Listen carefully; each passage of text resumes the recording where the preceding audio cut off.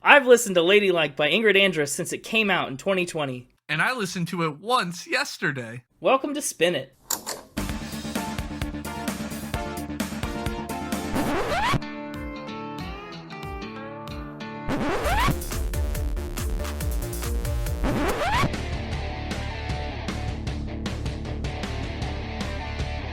Hello, everybody. Welcome back to Spin It, the record ranking podcast for people who would rather be listening to music. I'm James, and with me, as always, you probably know him by now, it's Connor. Spin it like whoa. We're-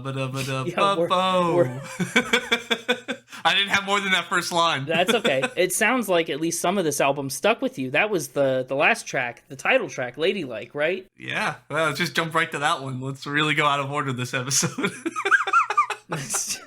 Start at the last track, and then we'll come back and we'll end with Factor Spin. Yeah, well, spin it, rewind. You know, we're going to do everything in reverse. No, I don't like it. That's going to throw me all kinds of off. I did my notes forwards. I did my notes sideways.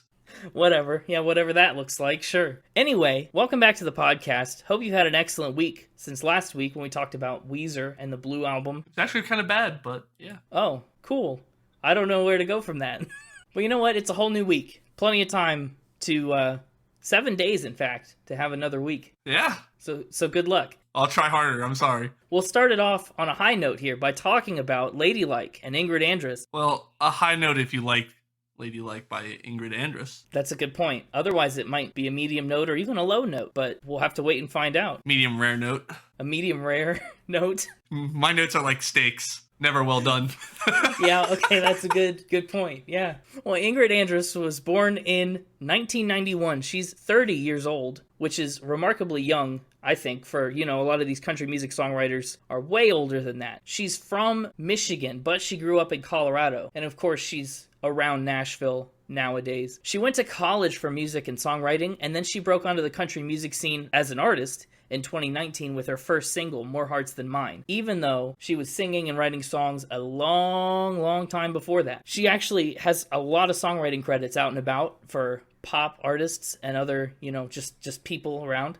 And she's written for and with artists like Sam Hunt, Alicia Keys, Charlie XCX. She wrote the song Boys, and obviously plenty more than that, but those are some of the highlights. 2018 is when she signed with Warner Music Nashville, and that's when she started on her career as an artist. Here's a fun fact. I don't know if you encountered this one while you were preparing for the episode. I did, and I'm annoyed it was on the rundown list.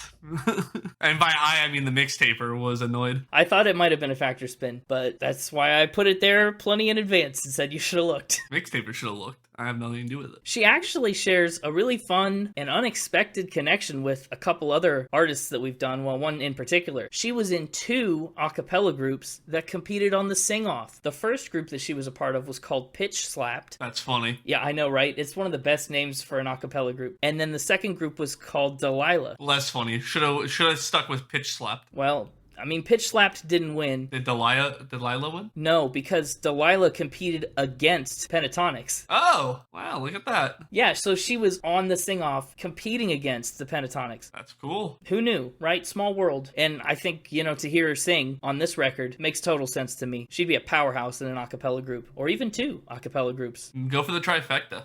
You know what? She's still got time. As far as awards go in her, early on in her career, she's got an ACM, 2 CMA, and 1 CMT Award nominations in 2020, including New Artist of the Year, Song of the Year, and Breakthrough Video of the Year for More Hearts Than Mine. Let's see. I'm going to go with American country music artist, and I'm not quite sure what CMT would be. Oh, okay. You're close. I think we've talked about him before in other country episodes. I don't know if we've ever bothered to, and if we did, I didn't listen. As usual. Yeah. Well, ACM is the Academy of Country Music. Ooh, I was close. CMA is the Country Music Association. Ooh, also close. Got all my A's wrong. The C&M is always country music, yeah. And then CMT is Country Music Television. Gotcha. Yeah, they're all very different things, but all about country music. Yeah, they are all about country music. In 2021, she earned 3 Grammy nominations, and this record was nominated for Best Country Album. What does Grammy stand for? I don't know. In some cases, it's short for Grandma, but I don't think that's applicable here.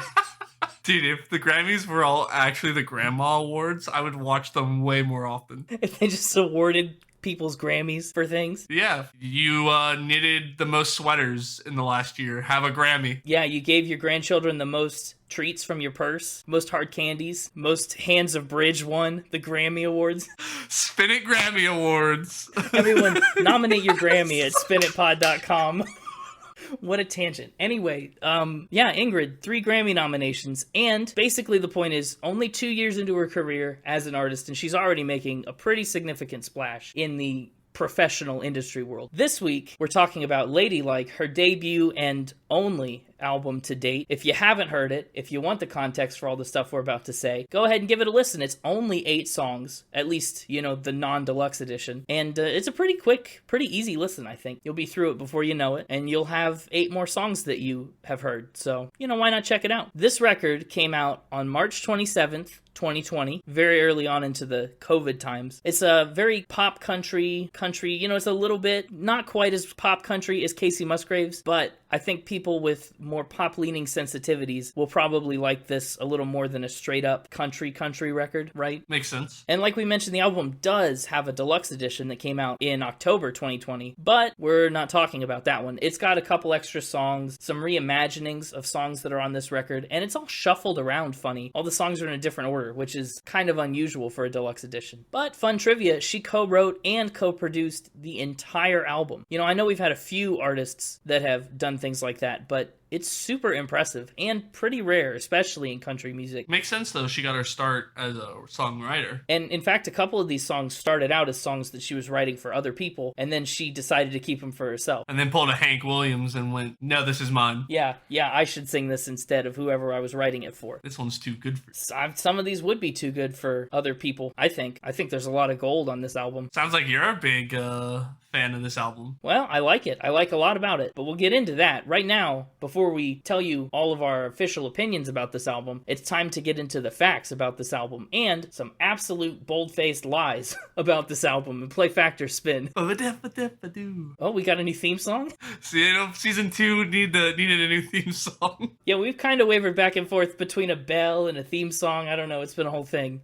It's me, the mixtaper. Ah, yes. Hello. Welcome back to the podcast. Audience, this is the mixtaper. This is the audience. What do you got for me this week? How's Factor Spin looking for you? You confident? I'm excited. You know, sometimes when it's a newer artist that hasn't been out and famous for a while, it's harder to find real deep dived facts and spins, but I'm excited about this one. I got some good stuff. I bet there's a lot out there because, yeah, she's at least been in the public eye with these a cappella groups for quite a while. So who knows what you've found? I'm interested to see. Let's jump right into it. Head first. We know she's a country singer. We know she's a country writer. We know she used to be an a cappella singer. But did you know she was a professional baseball coach? Baseball coach? Yes.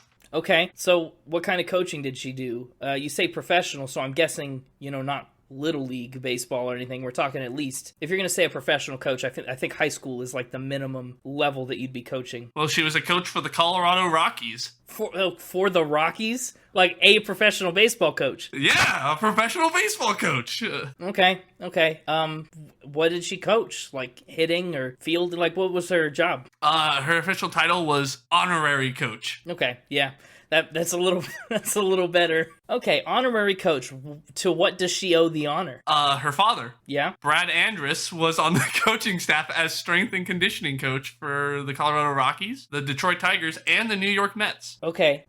You're making a lot of sense. Well, kind of. We'll get into why you're not making a lot of sense with that in a second. But first and foremost, she is from Colorado, like we said, so playing and coaching, being involved with the Rockies would make sense. Second of all, she does mention, you know, on a couple of these songs, especially the big one, More Hearts Than Mine, she talks extensively about her family. And so, you know, she's given interviews and stuff about how her dad was on the road a lot for his job. So traveling with a sports team would make a lot of sense to me. Now, you said he worked with the Rockies, the Tigers, and the Jets. Like, is he doing... And the Mets. The Mets. Still New York. So he was all over the country then. That also not in that order. I gave it to you in a weird order. Oh, see, so the Michigan thing makes a lot of sense there, too. The exact timeline, he was coach for the Detroit Tigers from 1990 to 1999, the Rockies from 2000 to 2008, and the Mets for 2011. Okay, that makes a lot of sense. It's frustrating me because that lines up exactly with, her backstory and what I know about him. All right. So what's the job of an honorary coach? Do you get to show up and meet the players? Do you do some kind of loudspeaker announcement? Or you go on the field? What's the deal? I think the only thing in the job description is probably be present with your father while he's working.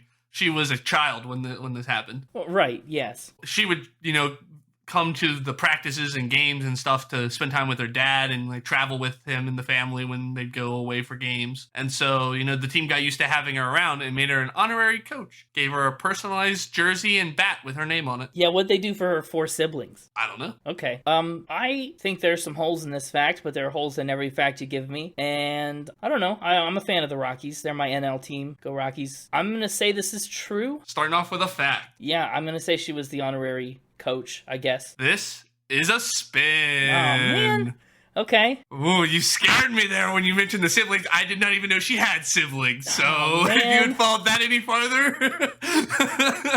Dang it. Well, it just didn't make sense to me that they would give her this honorary jersey and make her the captain and stuff and then snub all the rest of the siblings. So I kind of just assumed they did it to everyone. Yeah, well, and I wasn't even sure if she had siblings or if that was a trick question. You're trying to trip me up, so I just said I don't know to play it safe. Your fail-safe there is that even on a lot of the facts, you don't know a lot about them sometimes. So when you say I don't know, it's really fine as a defense mechanism. Darn it. Okay. Fair enough. But yeah, started off with a spin. All the stuff about her dad and the traveling and all that, like you said, true, it lines up perfectly. They just didn't make her honorary coach. Yeah. So he was all of those things. All right. Yep. At least I'm not off the mark with that story. All right, fact 2, episode 2, round 2. Now you're doing it.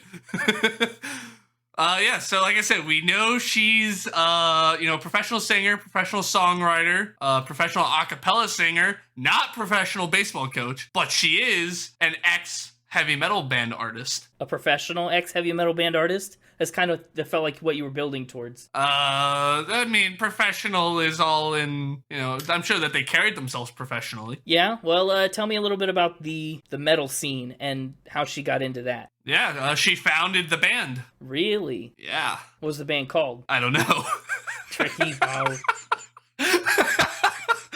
So you don't know what the band's called. What did she do in this heavy metal band? Played the drums. How old was she when she started it? How long did it last? In middle school, during her teen emo phase. Okay. And it was very short-lived, but it helped to confirm her desire to be a singer when she grew up. Interesting. Did she listen to a lot of heavy metal music? Why was that her genre of choice? Coldplay was number 1 on her iPod growing up. Do you know what heavy metal music is? This here says, she said in an interview that Coldplay and Evanescence were her top 2 listens growing up. When talking about her time as a heavy metal band. I mean, what do you want from me? But Coldplay's not heavy metal. I'll give you Evanescence has a little bit more of an edge. All metal is heavy to some degree. But have you listened to Coldplay at all? They're more heavy metal than what she is now. They're not. They're maybe less heavy metal than she is now. I'm calling baloney on this. This is a spin. If it's not a spin, you really needed to put a little more research into this one. This is a fact. And that's a direct quote from her. When talking about why she started a heavy metal band, she said she grew up listening to that music during her teen emo phase, and that Coldplay and Evanescence were her top 2 listens. I don't know what you want from me. It's a direct quote. There's no way that Coldplay inspired her to be heavy metal. Maybe they inspired her to play music, but nothing about Coldplay is heavy metal. At all. I'm just saying what she said. I took those right from her own quote. Came out of her own mouth. Okay. You need a lesson in heavy metal, but we'll get to that. That's a fact. She started in a heavy metal band playing the drums. Yep. Does she still play the drums? Yeah, but she prefers the piano. I did know that. Yeah, I know she doesn't play the guitar very much. So I was hoping that you would slip up and say that, but obviously this whole thing was true, so. Well, it was a true fact. There was nothing to slip up on. All right. Let's move on to number 3. Let's put that just dumpster fire behind us. So, we know she's a country singer, songwriter, a cappella singer, not professional baseball coach, was in a heavy metal band, and supposedly she was also in a hip-hop group. Yeah, okay. Yeah, who else was in this hip? Was she inspired by, Elton flipping John to do hip hop? What are you about to tell me? Okay, hip hop group. Did this come before or after the heavy metal band? This was after. Okay, heavy metal band dissolves in middle school, and she says, "I still want to do music. I'm going to pursue hip hop." Just tell me more. I don't know what to ask yet. Tell me more. One of her guilty pleasure passions is hip hop dancing. Okay, sure. Yeah, I can believe that, I guess. So this group was a dance group then? Correct. Not like a hip hop making group. Correct. They were a dance group called the Blazing Heat. Okay. What kind of songs did she dance to?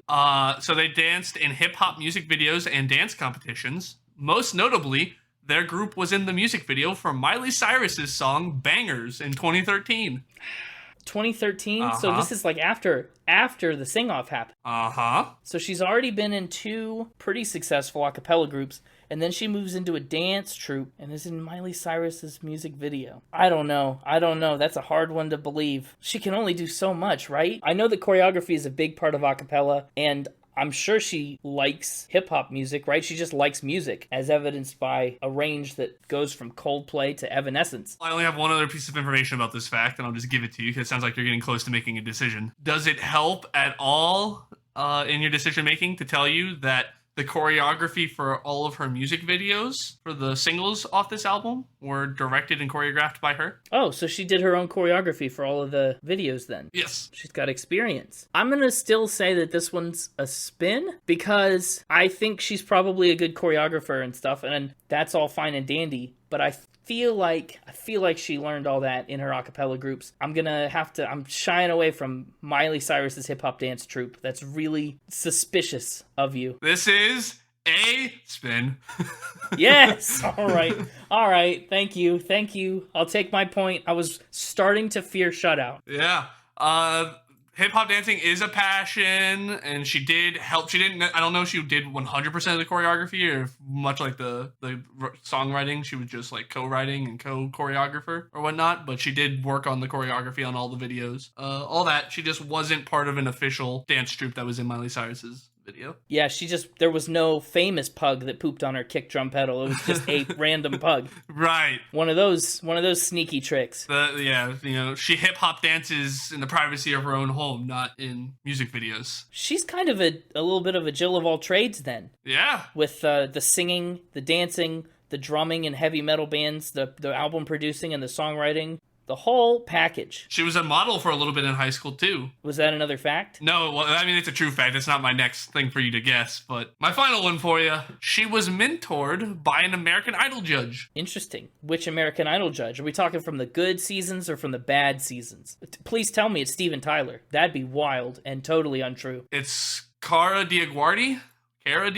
Not quite sure how the first name's pronounced, but it's Diaguardi. Yeah, I remember those days of American Idol. Yeah, she was a judge on the show's 8th and 9th season. Yeah. Okay. How did she get that connection? So you mentioned she went to college for music. She went to the Berklee College of Music, where Cara Diaguardi is the Herb Alpert Visiting Scholar. Oh, no way. In the fall, and puts on a summer workshop every summer where she shares career advice and wisdom with students in songwriting courses. Okay, you've taken this in a good direction, true or false. So she was a student in one of these seminars then, one of these summer classes? Correct. Right. Diaguardi was actually so impressed by one of the songs that she wrote while at Berklee that she signed her to a publishing deal in Nashville after she left school early. Okay, now you're speaking my language. Who with? Don't know. I think it would have been whoever you mentioned. Didn't you mention who she was a songwriter for earlier? I think that's who it was. Well, she signed with Warner Music as an artist. Okay. Yeah, I don't remember the name of the studio she worked with as a songwriter as her first gig. Oh, that's interesting. I think everything about that checks out. You know, that all seems super believable. The biggest place you're going to get me on a hang up here is that the American Idol judge may have no affiliation to the school whatsoever, and it might be someone totally different, and you've just replaced them with an obscure judge from American Idol. Yeah, I think that's a possibility, but I'm going to roll the dice and I'm going to say this is a fact. Oh, you're going to go with fact. I was waiting on you to pull the switcheroo for me. You were setting up like, yeah, this is very believable, so spin.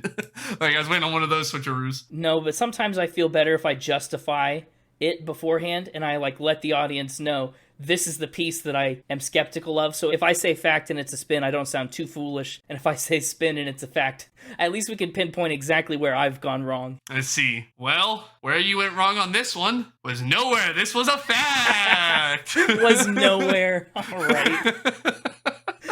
A fact. That's cool. That's so interesting. I had no idea. But once again, we find ourselves, deadlocked, 2-2 split. 50-50 all around.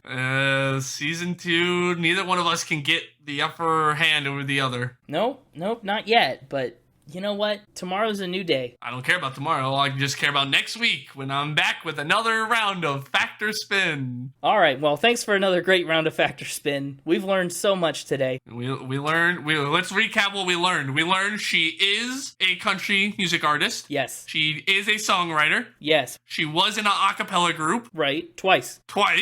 She was not a professional baseball coach. She was in a heavy metal band. She was not in a hip hop group. And she was mentored by an American Idol judge. How about that? We learned all of those things and more. And we're only so early into this episode. And with that, I'll see you next week. Yeah. Wouldn't it be funny if he didn't see us next week? What if neither of us showed up and he like was if just he here went alone? blind? Oh, you went with not show up. No. Yeah, I went with not show up. I went with like a Daredevil style accident where like toxic chemicals got into his eyes and made his hearing really good. And made him a superhero in addition to being a supervillain? Oh my gosh. Yeah, if you play both sides of the battle, you can never lose. What an identity crisis that would be. He could be his own archenemy. He probably already is. Yeah, you're right. Based on what I know about the guy. Well, I would not advise the mixtaper to go near chemicals.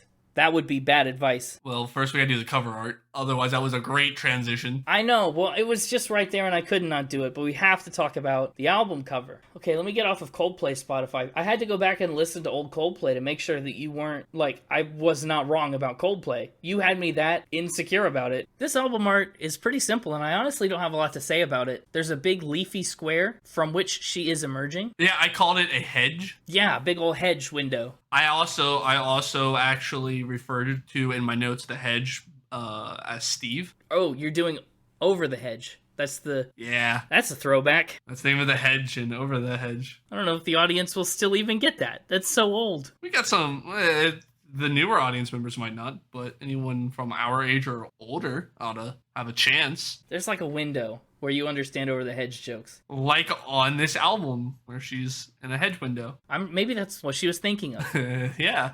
I'm gonna go with. I just like it. I like her top. I don't know. Is it a jacket that's unzipped? Is it meant to look like that? I don't know what it is. It's ambiguous what it is, but yeah, it's fancy. It's stripy. I think it's a good album cover. I'm gonna go with onesie. One of those like sleepy, like those zip up sleepy onesies. That's what I'm gonna say she's wearing. Call it what you want. It won't change a thing. If it is a onesie, that was some bad advice. All right. From the costume department. That was forced. It was way forced. All of mine are forced. I know. Let's be honest. It's true. It's true. I like it as an album cover. I think having it covered with plants. I know there's no real songs about plants, but this whole album feels like an album of growth. A process of developing and changing as things progress. And so I think plants are a cool way to accentuate that right on the cover. I had in my notes, I wasn't sure what the hedge and leaves were supposed to symbolize, if anything. So I'm glad you gave me something. I mean, they might not really mean that. In my brain, that's how they connect. The other thing, before we jump into the songs that I want to just hit right now, because this feels like the right spot to do it. Mm-hmm. Like 6 or 7 songs into this 8-song album. Like most of the way through? Yeah. I got the idea that this could potentially be a Plastic Hearts scenario where like all the songs could tell the same story of like a concept album, right? I literally put that in my notes, but I said I'm not about to Plastic Hearts this. I just pointed out that if you shuffled them around into a different order. Oh, would it have to be in a different order? Okay. I feel like in a different order they make more sense. My problem was I didn't think of this till like the second to last track. And so I only get one listen. I couldn't go back and see if the thread followed right. And so that's something I plan to do after this recording is go back and take a look at that on my second listen. Yeah, well, It certainly wasn't intended to be like that as it was written, but I think it's cool that an LP can come out like this where so many of the songs follow such a like similar theme, but every angle of it kind of takes on new life. Yeah. Every stage of this, I presume you consider it all one big relationship and one story arc for the character. But to think about it like that, every step of the way comes across in a very unique way on this album. And it starts with track 1, Bad Advice. Into it we go. Mm-hmm. Well, I guess I want to hear your thoughts first. What were your thoughts on the opening track? First of all, I like the way that it opens. She's talked about deciding to put it at the top of the album. There's an 808 that they use at the very beginning that sounds like all the strings, and she says that that's a really good intro for the album. She says it really sets the tone as far as showing a bit of her personality. I agree. I had in my notes, interesting start. I like this music. Yeah, it opens the door and welcomes you into the world of the album. And then we hit verse 1. Yeah, she said when she was trying to make this song, she wanted to do a nod to Western country because, you know, she's from the West, Colorado, but then she also wanted to make it something that was modern and playable on the radio, something that people now could relate to and enjoy. So that kind of crossroads is where this song lands. The first verse is interesting, and the first verse is really what I guess I would call the personality bit of the song, because her personality really shines through. It takes on this really laid-back, casual tone to it, right? I drove to Trader Joe's to get the wine and drink the whole bottle. I tried making out with a guy in the parking lot. I've kissed a lot of frogs and I haven't found my prince. It's a whole different tone than we get on the chorus, and that tone shift is really, really intriguing to me because we have the lighthearted verses, but the heavier chorus sets in with the main idea. I'm no closer to getting over you. Every remedy that I've tried ain't helping like it should, but at least I'm getting good at taking bad advice. I love that hook. It's a good hook. It's clever. And those little lyrical hooks are a thing that I think she really excels at, which is what makes her music so compelling to me most of the time, is she finds a way to bring two things together in a way that most people might not even think to do. Yeah. The hooks for like how you get your song titles into your chorus and like your ending of your chorus, like you said with the taking bad advice hook, kind of wrapping everything up. She's really good at that,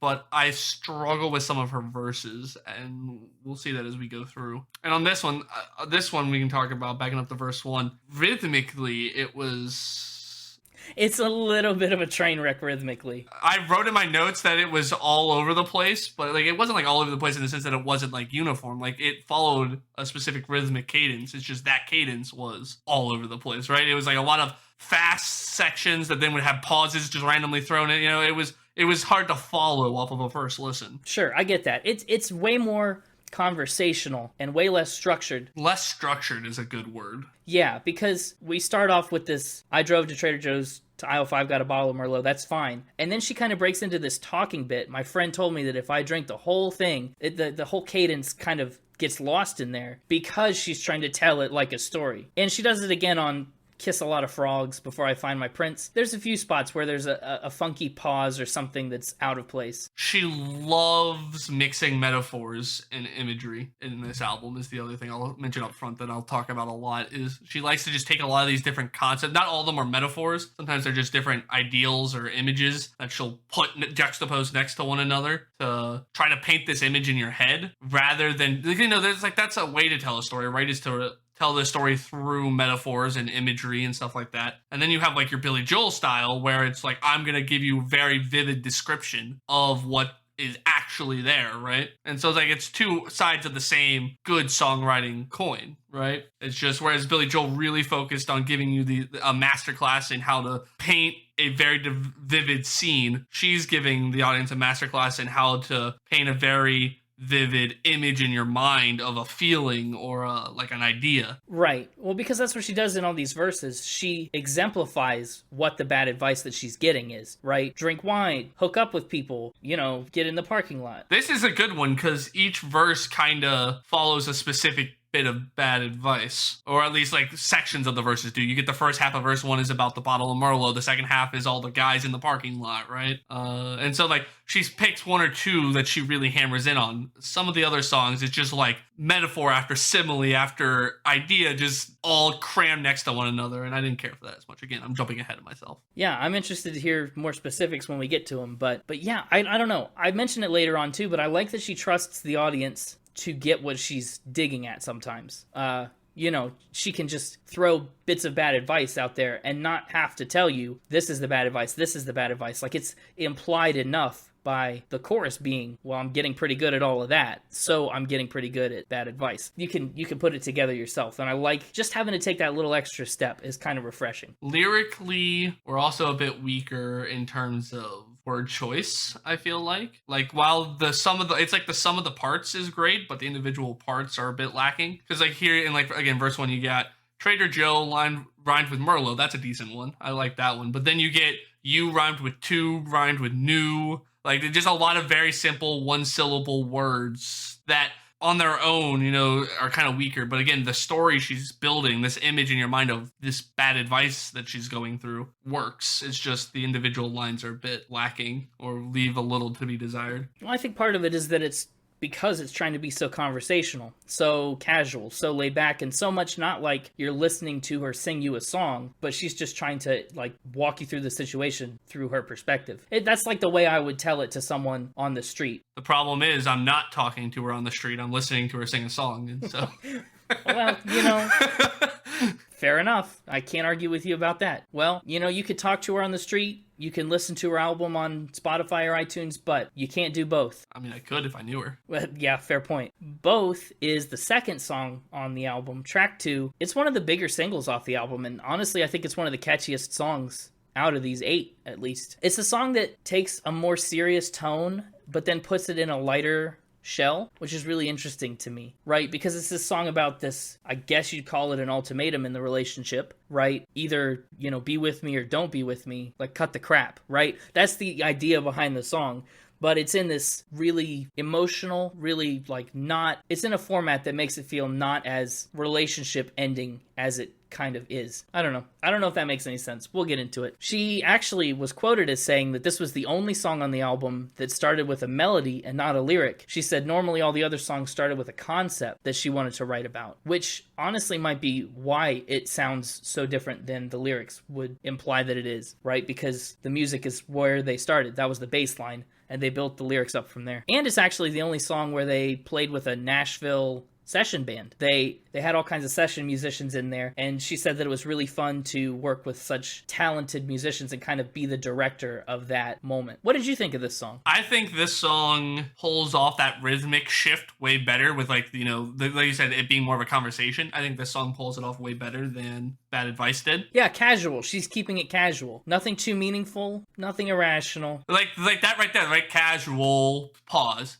You're keeping it casual, you know, it speeds up, but then pause again. Like, that works way better rhythmically as a song while also framing it like it's a conversation. Yes. Yeah, that's very true. She has these really nice choruses, right? That you can't tell me to stay, you can't push me away, have space or get too close, but you can't do both. All that, right? It's great chorus, but the verses just do nothing to expand upon this story, right? Yeah, they do. The verses don't take it anywhere, in my opinion. Yeah, they do. All the exposition of the story is in the choruses and the pre-choruses. The verses leave something to be desired. No, I think the first verse, obviously, we don't have any idea about these characters. Sure. Right? So the first verse, we need that. Oh, you want to keep the relationship casual, nothing meaningful? If you eliminate the first two lines, the beginning verse, right? And you jump right into that pre-chorus with, why do you text me saying you miss me? Stay in my place. It's kind of confusing. You're blurring the lines. You're playing two sides. Just make up your mind. That tells you the exact same information, but in a way better way. As casual, you're keeping it casual from a lyric standpoint. I think you need that first verse. I think you need that anchor, and I think you need that touch point as the second verse. And I think it even elevates it, because you could say, oh, you want to keep the relationship casual, but you're texting me, you can kiss me goodnight or goodbye, like I'm getting mixed signals from you.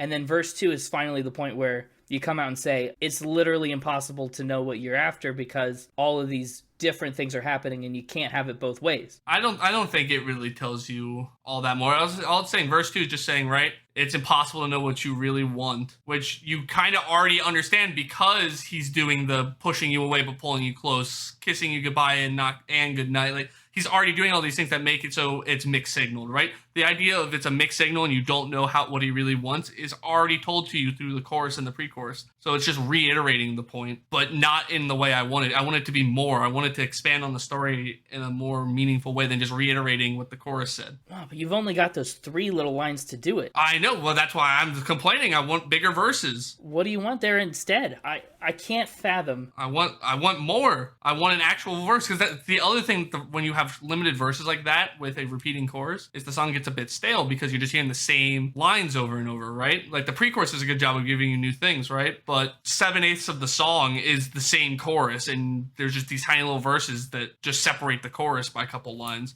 And so the song sounds a bit stale because you're just hearing the same thing over and over. Like, I want you to expand upon this story and let me hear something different before you jump back into your main point that you're reiterating. That's true. The short verse really doesn't offer much of a break from the main meat and potatoes of the song. It's really de-emphasized. That being all said, I am still considering this song for honorable mention. I mean, you almost have to because it's an 8-song album. Literally, half of these songs are going to make some kind of marker for you, so...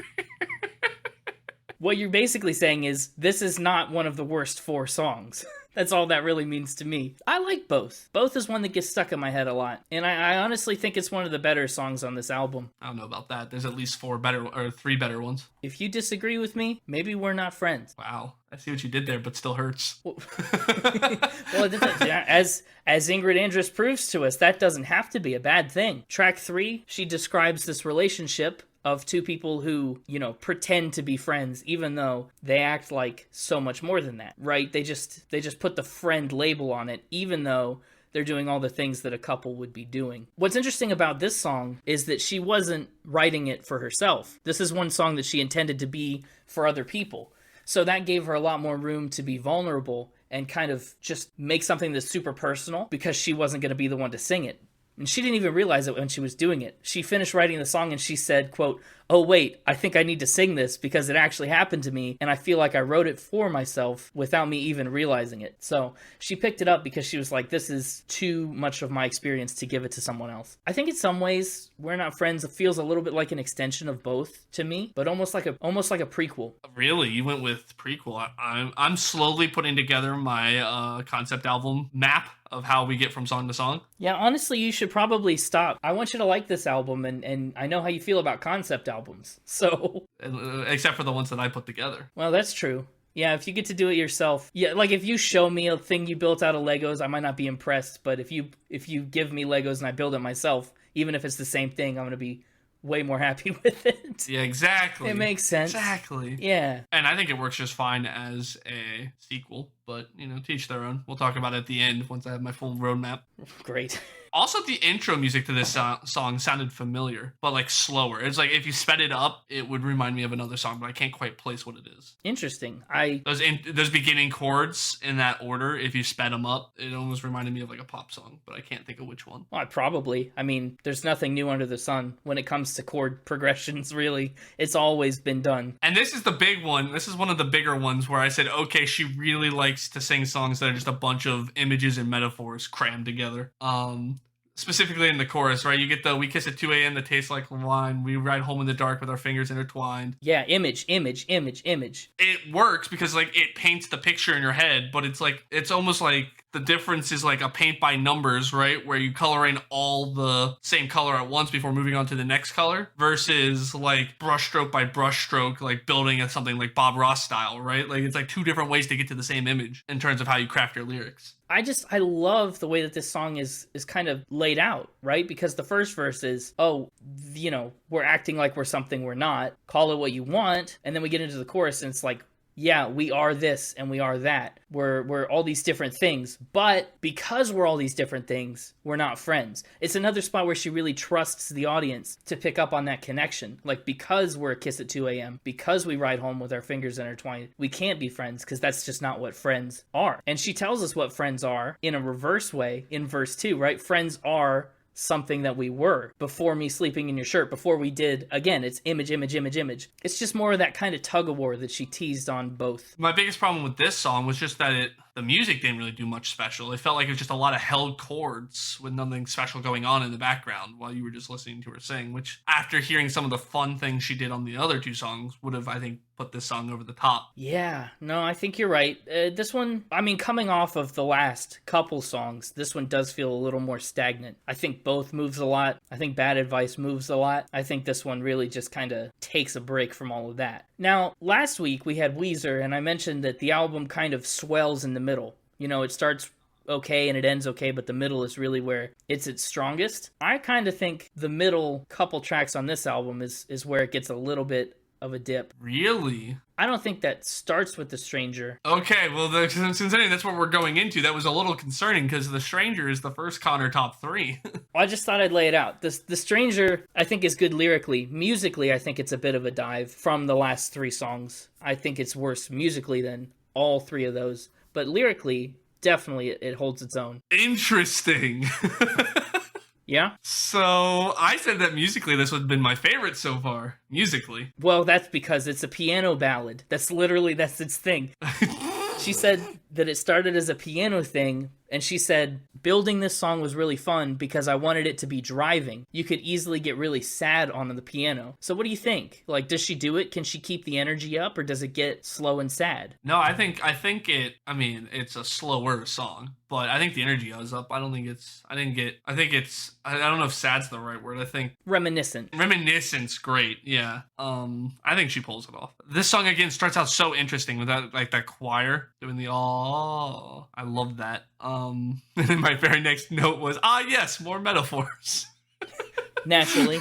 No, but I mean, the first verse is kind of literal. It was more, I don't think I made a note about the first verse. I think that's more in talking about the chorus, because the chorus starts off with, and you play the stranger, I'll play the girl at the bar. I mean, I guess it's not necessarily a metaphor, but again, it's imagery, right? Right. It's a whole other world that you're being put into, because you're not literally playing a stranger and the girl at the bar. You're just doing that. You're just comparing your dynamic to that. Yeah, you're seeking out those old feelings. You're going back to that place in your mind to maybe rekindle the way that things were in that initial spark. What you might like is the reimagined version of this song. She released an alternate version on the deluxe edition of the album, and it's much more of a piano ballad, way less of that driving feel. So I'd recommend you go check that out if you're interested in it. You might like it better than this version. Is it on the deluxe edition? Yeah, I haven't listened to the deluxe edition yet myself, but I feel like I kind of should. Honestly, there's only 3-ish whole new songs on there, maybe, that aren't on this album. So it's not like super daunting to go through and listen. Some deluxe editions,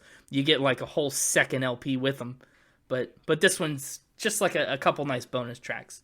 And they're rearranged, like I said. Who knows what the experience is like. The next song is Anything But Love. This is the one that really kicks off this like slower, lower point of a middle 2 for me. Anything But Love is kind of an anti-love song, right? Like, we've broken up and I want to move on, but I can't feel anything but love. Yeah, this song had my least favorite start. Like I said earlier on that she starts these songs always very interestingly. This one didn't. You know, it's funny that this is kind of a lower point for us, because I think this seems like a bit of a high point for her, right? She, like we said, doesn't play guitar very well, so she's relied on other people to play the instruments. But she liked that letting someone else take care of that really let her focus on making the lyrics right and getting the phrasing down the way she wanted to.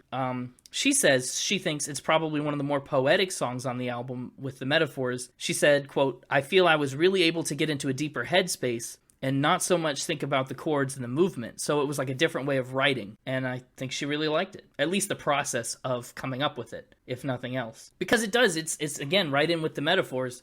One more whiskey sip till this bottle turns into a phone call. which I think is just a clever way to put that. One more cigarette till this parking lot turns into your front lawn.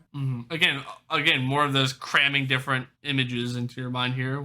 Yeah, and the problem I think is that these ones are good images to set the mood, but they're not images that back the main idea of the song. Anything but love, anything but love. Also, I maybe have heard this song. Really? I don't know. It sounded familiar. The chorus sounded familiar.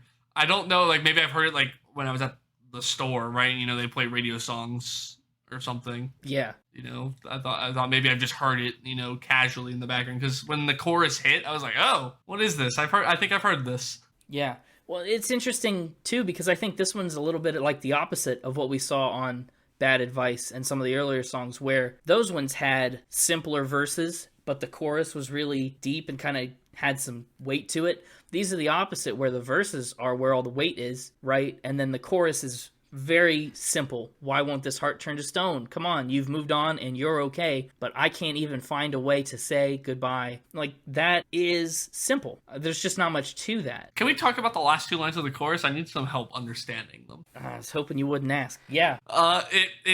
They contradict one another. Am I wrong? I kind of think they do. Yeah, every time I try to say goodbye, I always feel the same thing, and it will change to anything but love. Which means that not love, it'll be anything but love, it's not love. But then the next line is, oh, why can't it be anything but love? Which would be saying, oh, why it's only love, I wish it was something other than love. Right, and the whole sentiment of the song relies on it only being love all the time, because it won't change to anything else. Maybe that lyric's wrong. Maybe the version we're looking at, because I'm going to spot check it real quick, just to be sure. It's definitely a close call from what I'm hearing. It's either it don't change to anything but love, or it'll change to anything but love.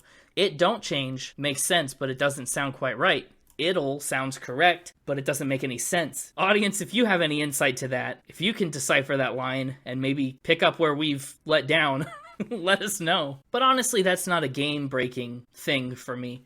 I think the song mostly still functions the same as long as you understand the direction it's trying to go. It's never really been a hindrance. Are you ready to talk about the big one? The big one! The big one! Yeah, we're talking about More Hearts Than Mine, her first song and her biggest song to date. And Connor Top 3. Oh, Connor Top 3. Now... And absolutely my favorite song on the album. I was just about to ask, you read my mind, because, yeah, it has to be. This is the album's centerpiece. It's the standout here. Let me just take you. I know normally you lead the discussion and I chime in, but let me just take you on my journey through this song in my notes. Oh, another hijacking. Okay. Well, yeah, I want to hear your journey through it, because if you hadn't listened to it before, I want to hear what your first time was like. Yeah, the song started, and we started with, my first two notes are, this has been the most descriptive verse by far. Oh, absolutely. And then immediately followed up with, and 2 verses in a row, an actual story. Yeah. Oh, it's a very, very vibrant story. A very full picture being painted here. And it was a simpler lyrical rhythm that was easy to latch on to. You know, I was able to latch on and kind of hum along to it without knowing the words. I was able to feel what was coming. I wasn't constantly being punched in the face by shifting rhythms. This album is hardly one that I think punches you in the face by anything, but sure. Yeah, you get the idea. I'm mixing my metaphors. Trying to take a page out of her book. It had that nice chorus tagline of, oh, if we break up, I'll be fine, but you'll be breaking more hearts than mine. That was just perfect. It was chef's kiss. Chef's kiss. Songwriter's kiss. It was just a great certified poetry.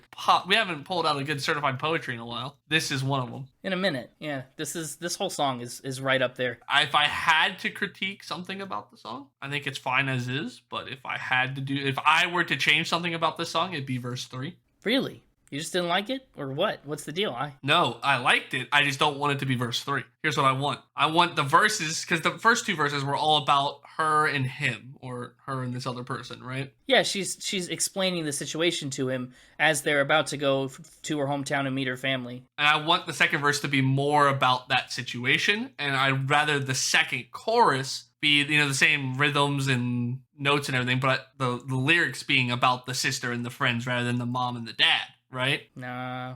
I'd much rather have another peek behind the curtain about her and him and talking about them, and then a clever, because I think you can find a very fun and clever way to use the same rhythms and notes but make it about the sister and the friend. I think you could do. I think you could have some real fun there writing that. But there's no point. There's no point. We get everything we need about the sister and the friends in that third verse. I don't want more about the sister and friends. I'm saying I just want them told to us slightly differently so that we can get more in verse 3 about the relationship people. Is what I'm wanting. I'm not wanting more about the sister or the friends. No, I don't think it's about the guy at all. I think it's about this person saying to their significant other, hey, this is what I experienced in my past, and if you're going to come back and go in my footsteps of my past, this is what you should look out for, because this is what I did and what I had. Right, and I want more of that. I want more That's of that, her get. talking to him about that kind of stuff. I want more of it. I want it in verse 3.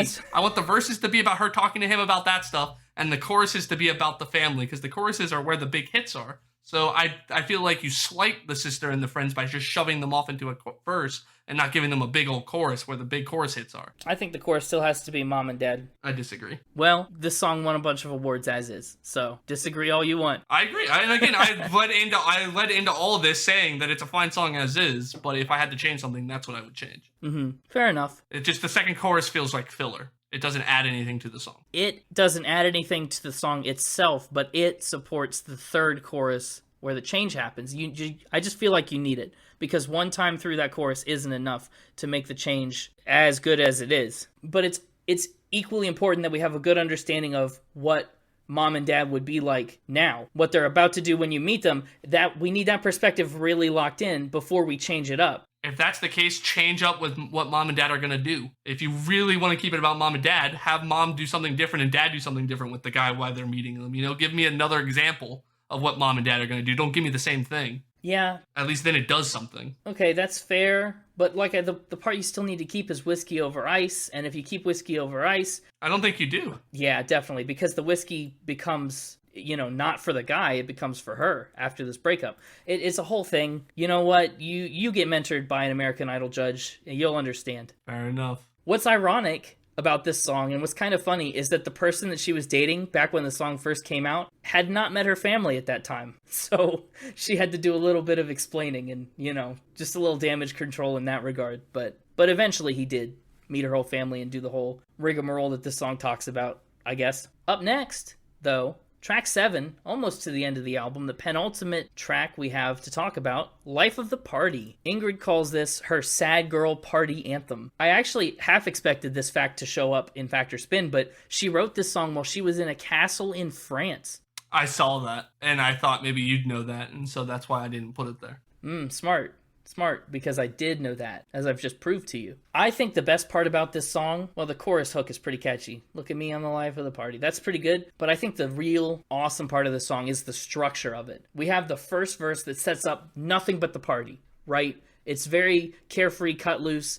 I'm laughing, I'm dancing on tables, I'm killing it. We have no indications that anything's going wrong. And even through the pre-chorus, right? It's 3 a.m. still going strong. The first chorus still feels that way. Look at me, I'm the life of the party, everybody loves me. And then we have this pivot, this really quick just stab right there. They don't know that I've been hurting, because ever since you left me, I've been the life of the party. And you kind of go, huh?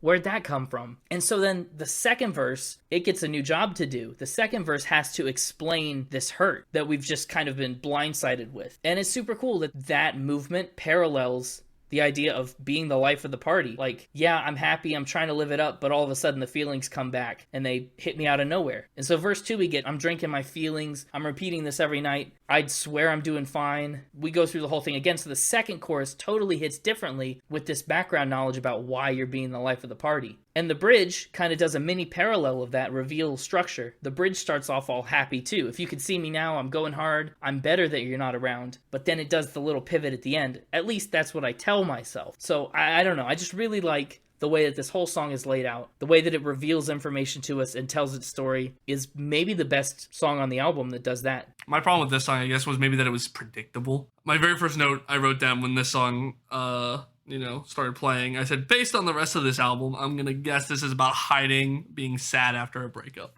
And then instantly I was like, yep, called it. When we hit that, I just called it. It was a very predictable song. Predictable from a what the song was going to be about standpoint. In the context of the album, yes. I'll give you that. This was the song when I first was like, maybe this is a concept album. You know, this was the one. I was like, maybe Way I need down to go here? back. Oh, no. Yeah. This was one of my favorite chorus hits on the whole album. Again, you said nothing on this album really hit you in the face. If something did, it was this chorus hit. Yeah, well, they do a great job with the drums to make it really pop. They just bop, bop, bop, bop. And so when that hit, I was like, why couldn't the rest of the song, like the verse structure and the music behind the verses, take a page from the chorus and at least match up with it a little better? It just fell out of left field compared to what I'd already heard. Fair. My only other note is that, again, she nails the chorus mix-up at the end of the song. Yep, she does. And this is one of the only places that the album successfully, like, brings down a chorus, really, like, rolls it back, scales it down, and has it still work. The last song is the album's title track, Ladylike. And what's clever about it is, ladylike as one word is its own adjective. But this song, it gets the space because it's describing all the ways that she is a lady. Like, she is a lady like this. Well, actually, it's describing all the ways she's not a lady, per, like, societal norms or standards. She says, I've always been trying to fit into a certain gender stereotype that we all kind of believe we have to fit into. She says that she would play street hockey and then come home and do science experiments on Barbie dolls because she grew up kind of free from that pressure. And so when she came to Nashville and just kind of changed scenery, she ran into a lot more of that pressure, right? Oh, the girls do this and the guys do that. And so that's what this song is born out of. She's not a lady like what she's expected to be. She's a lady like this and that, as we get to in the chorus. I like this song. I guess my least favorite parts are the first half of the pre-chorus, and then, like, there's a line in the chorus that just gets me every time. But overall, I think the song is really great. She talks about all these things that actually is her personality. It's another very personal song to her, which is interesting. She says that she didn't think it would be so relatable because she wrote it so much for herself. And then people would start to come up to her and say, yes, that's so relatable. That's so me. I relate to this. People of all kinds. She says even guys would come up to her and say, I'm a lady like that, which is, it's cool that she's able to cross so many boundaries with this song, and she's really kind of struck a chord with people. I wasn't sure how to feel about the hit. We talk about how she always has these great hooks for her choruses. When the chorus started on this one, when it went, but I'm a lady like, whoa, I didn't know how to feel about the whoa. Like, the whoa at first to me felt like I don't know what to put here that fits the syllable count I'm looking for and is clever, so I'm just gonna say whoa to fill the space, is how it originally came off. As the song went through, I think I liked it more. I just think I need some more listens on it before because it's a great hit, I'm a lady like, whoa, it's a great hit. I just wasn't sure how I felt about the use of the word whoa. You have to switch how you're thinking about the word whoa, right? It's not a space filler in this sense. It's an expression of awe and just like being blown away by it, right? And in that context, I think it works way better. It's not her saying, well, it's like the people who are looking at her are like, whoa. Whoa, yeah, exactly. And that changes the whole complexion of it. That's because again, you hear that, and then she proceeds to go through the chorus of, I could bring you to your knees and get you kicked out of the Garden of Eden, and I'm like the Mona Lisa, all this stuff. Mm-hmm. It kind of gave me that twist on it. And so that's why I said I think I liked it more as I went through the song. It was just, as an initial hit, I was like, oh, that feels out of place for someone who's typically been pretty good about their word choices, even when they were,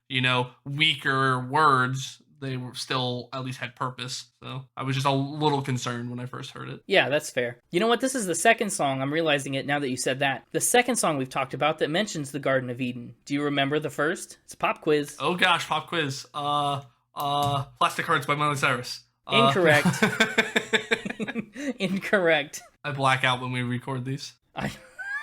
Right. You're going to be disappointed when I say it. She'll promise you more than the Garden of Eden. She's always a woman. Billy Joel. Oh my gosh, how did I not remember that line? I don't know. You missed it. Oh my gosh, Billy Joel. Why would I have been disappointed by that? Just because I missed it? Because you like Billy Joel. Yeah, and you missed it. Gotcha. By a mile. Anyway, no, the one line that always gets me in this chorus, and it's a little nitpicky, I know, but just, I can't overlook it. See if it's the same one that got me.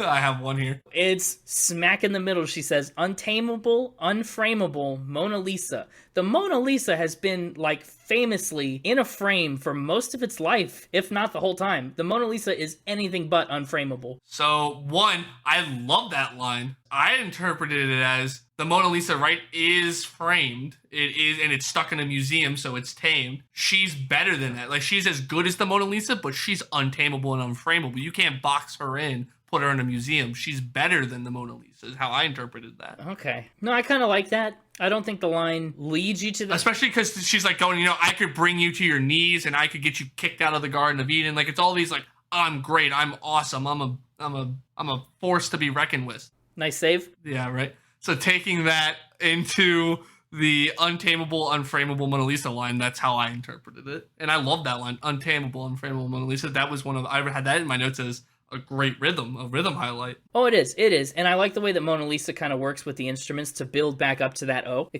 kind of serves as our stair step back up to that top level so we can bring it down around again. I should say this real fast. It's probably obvious for anybody who's been playing at home.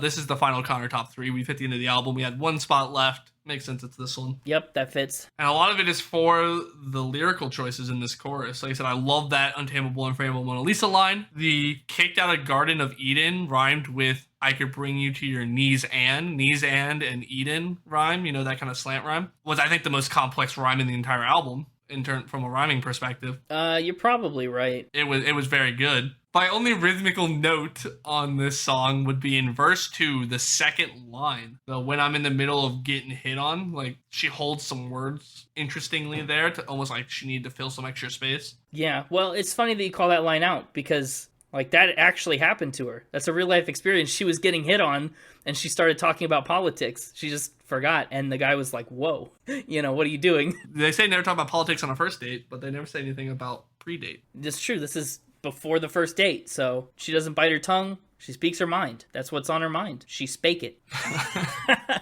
This is one of the songs that I said was like 7/8 chorus, because you hit that chorus at the beginning, then you get the verse 2, then you hit pre-chorus, chorus, pre-chorus, chorus times 2, It's like nothing but chorus and pre-chorus the entire song except for 2 verses. Well, at a certain point, I mean, you can get away with doing the chorus once in between verses, but I think once you've done the second chorus, there's absolutely no bringing it back down to the level of the verse. You're already like at the top, and there's no way that you can get away with taking it so far down. I mean, unless it's a longer song where you're going to have a third verse, There's play songs with third and fourth verses and stuff. But I agree with you on this song. There was no bringing it back down because of how they built it. And so my complaint is, why did you need to go pre-chorus, double chorus at the end after you pre-chorus chorused, Just do pre-chorus, double chorus if you really want that double chorus and cut out an entire chorus and pre-chorus, Well, what do you want from her? She's controversial. She's Ladylike double chorus at the end. That's going to be the next song.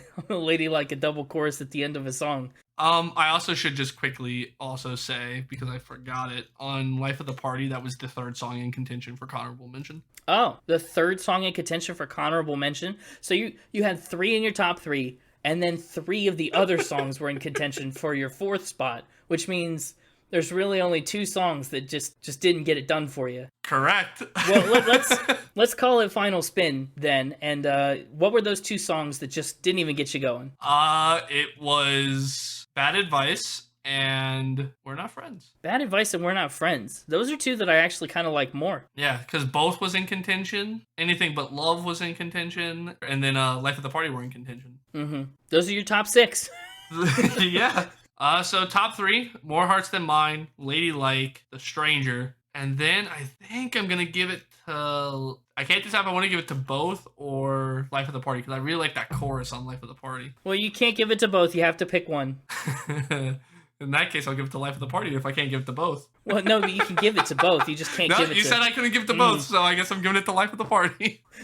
Fair enough. I mean, what do I care? It's your ranking. Yeah, Life of the Party gets honorable mention for its nice chorus set. Solid. That's pretty solid. My scores, as far as scores go, are, kind of wide-ranging from thing to thing. The music, first of all, I think it's pretty solid throughout this record. I mean, you listened to it one time, and you came out of the gate singing.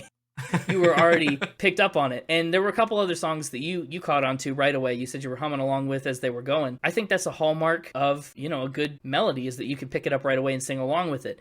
I agree with you, sometimes the rhythms are a little out of place, especially in Bad Advice. But at the end of the day, I think almost every song on this album is stick in your headable. And they're not always super complicated or anything. They're not always very musically complex in terms of the chord progressions, but it's what she does with the melodies and some of these really high notes, these bigger hits that she manages to get into, that I think that's really where the album's the strongest. Giving music an 86. All right, 86. Yeah, I think that's almost this album's strongest feature. Lyrically, I really like a lot of the metaphors that she gets into and uses. It's like we've said a couple times, image, image, image, and then she presents the flip, the twist, the clever way that she's, added the hook of the song. I like that she trusts us as an audience enough to make that jump ourselves most of the time. I think a lot of I mentioned the clunky rhythms in the music and stuff, but I think a lot of that is because of the lyrics that are attached to those rhythms. So, sometimes they kind of falter. Sometimes it is pretty conversational. Some of the rhymes are, whatever they are. Some of them kind of stay pretty simple, but then some of them are bring you to your knees and the Garden of Eden. So I think there's enough going on to keep it interesting. I'm giving lyrics an 82. Instruments and production, I really don't have too many things to say about. Honestly, it kind of is what it is on this album. I think they do enough to keep it sounding modernized and poppy, even though they kind of have that country backbone the whole time. We talked about the 808s at the beginning, the strings that really opened the door for us and kept you in the whole time. I like the way that this is piano driven. A lot of modern country music is more guitar driven, and I think it's cool that it's not. Instruments and production, I'm kind of lukewarm on, but I'm giving an 80. And overall vibe, everything all taken collectively, this album is pretty tight, right? It's short, sweet, to the point. I think all these songs are focused. They're similar enough that you can turn them into one cohesive narrative, but they're different enough that everything feels fresh. Every song is a new angle, and I don't think anything gets beaten to death, sonically or lyrically, thematically. Everything kind of feels new at every turn, so it doesn't really need to be any longer. I think she says everything she wants to say in these 8 songs. So vibe, very consistent, very good overall. I think I'm giving it an 88. All right, and that brings us to what the squirrels got for us. Running it by the math department full of squirrels, they are telling me the final score is an 85.6. I was talking to somebody who listens to the podcast, and they said we hadn't talked about the squirrels in a while, and they wanted to know if they were okay. Oh yeah. They said they've just been, on holiday vacation, and they got holiday break. Yeah, they did. They were hibernating. We've kind of been doing the math ourselves. Well, they're back now, and I should assure the audience that they are all doing fine. All of our squirrels are still healthy and well. We might be hiring a couple new ones, if it's in the budget. Honestly, it might be. The podcast is growing. We're doing more math nowadays, and we'll have to wait and see. So if you're a squirrel out there listening, and you're looking for a job, go ahead and send your applications our way. The Spin It Podcast. We've got our website, www.spinitpod.com. Fill out the form there. We'll be in touch. If you're not a squirrel, there's the positions for squirrels only. Do not apply. I don't think there are laws against that yet, right? Are we allowed to do that? I don't know. Yeah, I don't know. I don't know if we're allowed to discriminate against species. I don't know. Against humans and not squirrels? We'll find out. I don't think there's a lot of legal, precedent in the squirrel hiring sector, so we might be able to get away with it. We could claim ignorance. It's okay. Anyway, 85.6 is my final score. That puts it currently at 183 on the list. And now it's time for your score. What did you think? And I'm really curious about this because this seems like a really good, this album had some moments that you liked and some moments that you didn't like, and I felt like it was kind of shooting down the middle for you, and I'm curious to see where that lands it as far as a numerical score goes. Yeah, you're right. It definitely shot right down the middle pretty much. I'd say upper middle though, if I had to place it. In terms of modern country that strays more towards pop, this was up there. I'm typically not as big a fan of that, and so this one kind of shined above the rest of that genre. Mm-hmm. It's honestly hard for me to pick out where exactly this album shifts between country and pop. That line is very, very blurry and ambiguous all the way through. With Casey Musgraves, it was a little more clear. Oh, she sings like Daft Punk. That's pretty pop. Oh, she's got a steel guitar. That's pretty country. This album really doesn't have any of those little road marks. It's hard to... I almost think it's the use of the piano as heavily as it is that gives it more of its Elton John, Billy Joel pop vibes. Yeah, I think you're right. Anyway, I don't mean to interrupt. Carry on. I just had that thought, and I was like, It's somewhere on the scale between inner wave, where they just incept ideas into you with random images, and then Billy Joel where he lays it out. Yeah, but it's closer to the inner wave. This is the midpoint between Inner Wave and Billy Joel, which is a weird midpoint, isn't it? Yeah, it is. But that's kind of what it is for me. I'm gonna make a little graph that just lists every album we've done and put it on that spectrum now. We should do that. We should make all kinds of graphs and charts for all of our... Oh boy, this is getting dangerous. Audience, if you want to make us some charts and graphs for things, that'd be cool. Make us a fan graph. Are we that kind of a podcast? Hey, send us your data. You can be part of the statistics department. Do the squirrels know that department exists? They might get a little jealous. They're not that kind of math squirrels. What does that... All right. And with that, my score. This one's gonna get 7 more hearts than mine. So, does that make it an 8? Because you have 1 heart, and if it gets 7 more hearts than you... We'd have to check with the math squirrels. I don't know. I can't do the math on that. Like I said, the squirrels have a lot on their plate right now. Until we get some more hired in, I don't think we can really get a definitive say on whether or not it's supposed to be an 8, so we're just going to leave it at 7. Okay, 7's a middle of the road for you. I kind of thought it would be. I mean, for me, right, again, with my lowest being a 5, a 7 is pretty darn middle of the road. And this might make you happy, might make you sad. We'll find out. It's going to be the top of my 7s. That absolutely makes me sad. What? The previous top of your 7s was Dark Side of the Moon. Yeah, I know. That's what I said. You really like this album and you wanted it to score high, but in order to do so, it had to shift Dark Side of the Moon down 1. Wow. I mean, okay, top of the 7s. I guess I'm not surprised very much. That's all I've got to say about that. That's all I've got to say about that, too. So you know what that means. Keep spinning. Well, yeah. Thanks for listening, everybody. Thanks for tuning in, checking us out. You know, whether you're a longtime listener or a first-time fan, whatever you are, thanks for checking it out. Or a longtime fan and first-time listener. If you're a longtime fan and a first-time listener, cool. You probably already know about our social media, because I don't know how else you'd know about us.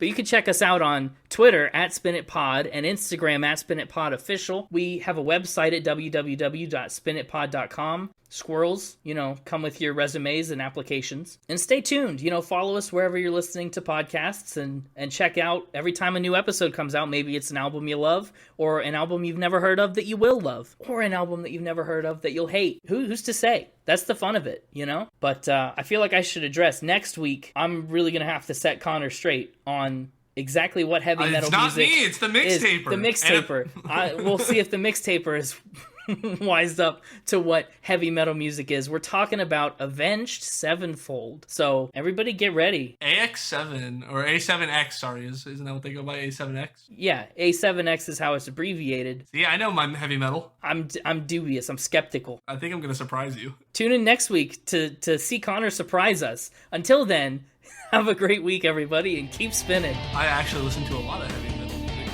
I know you do, actually. You introduced me to some heavier bands that I like, that I know of now. We'll see how you do.